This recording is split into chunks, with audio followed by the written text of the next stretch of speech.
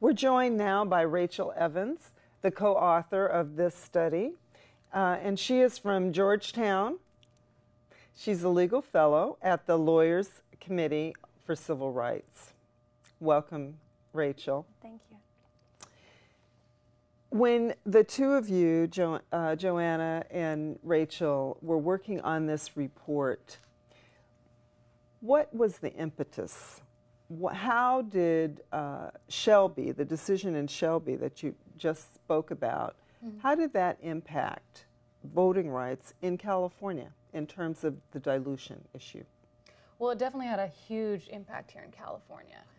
And as we mentioned earlier, Monterey County was removed from pre-clearance coverage under Section 5 of the Voting Rights Act. And again, that was to get permission from the federal government before they changed their election systems. There was a case called Lopez versus Monterey County, which addressed vote dilution. What is vote dilution, right? Vote dilution occurs when you have a community that is, maybe it's historically majority white, and then you have a community that is not white, that is not a majority of that community. So, for example, in an at-large, what we'd call an at-large election system, where everybody in that city votes for every city council member, and that community is 60% white, or the voters are 60% white and 40% Latino.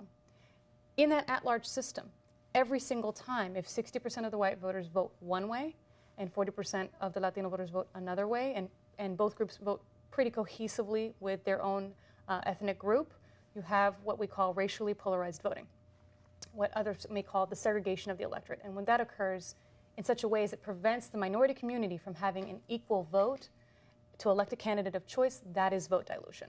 And what is the solution to vote dilution?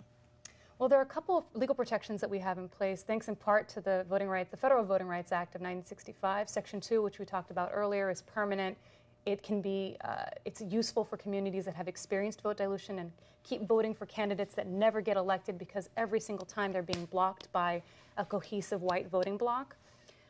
Section 2 can provide a remedy by splitting up an at-large system into a district-based system where communities of color can actually have access to a meaningful right to vote and elect a candidate who lives in their district, who reflects the needs of the community, who's accountable to the community.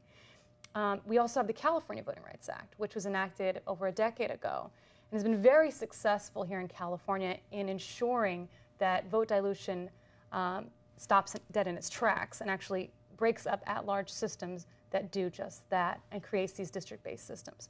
But vote dilution can continue to occur in district-based systems too. Under Section 2, there have been many cases across the country, including some here in California that we talked about. Lopez versus Monterey County was a Section 5 case that looked at Section 2. But not to get too deep into the weeds here, this can happen where communities are broken up into smaller and smaller fractions where they have no meaningful voice, or they can be packed into one district so they can only elect one candidate out of a slate of 5 city council members in a local jurisdiction, for example. So vote dilution impacts California because over the last 10 years, we've seen 140 jurisdictions voluntarily change from an at-large system to a district-based system to comply with the California Voting Rights Act. And over 20 cases filed, 16 of which have already been successful either on the merits or they've settled with the plaintiffs. So we know that vote dilution either persists in California or that communities are on the lookout to see whether their local boards, school boards, city councils, local governing boards are truly diverse and truly representative of the community. Rachel, how can counties provide better training to prevent issues like suppression, intimidation, and deception?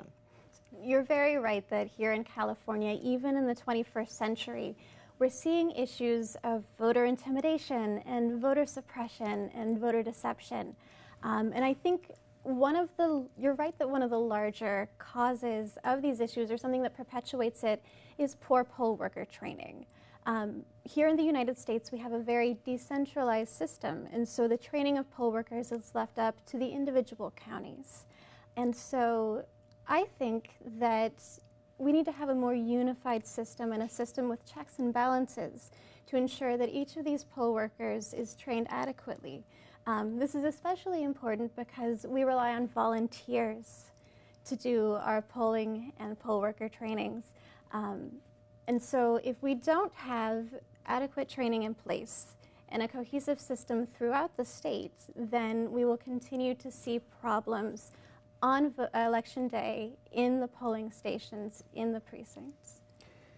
We're in California. Do we really have voter suppression? We truly do.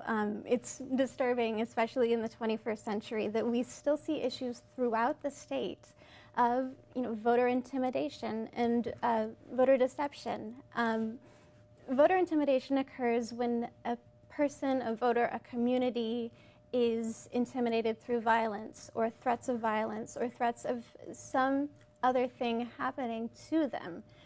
And this intimidation changes the way that they vote or prevents them from voting at all. As I said before, these poll workers are volunteers. And so personally, I think that there needs to be better recruitment of volunteers, encouraging people that have an impact in their communities to go ahead and serve and do this public duty.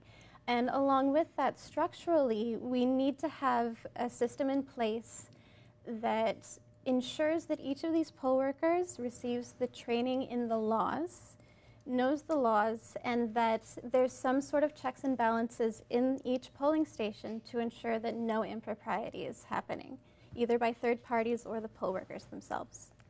Thank you, Rachel and Joanna, for your important work on this study.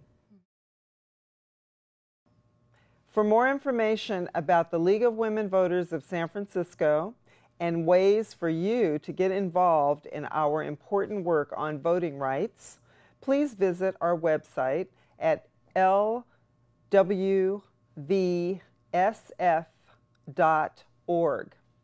Or to find out more information about this important study on voting rights barriers in California, please go to lccr.com.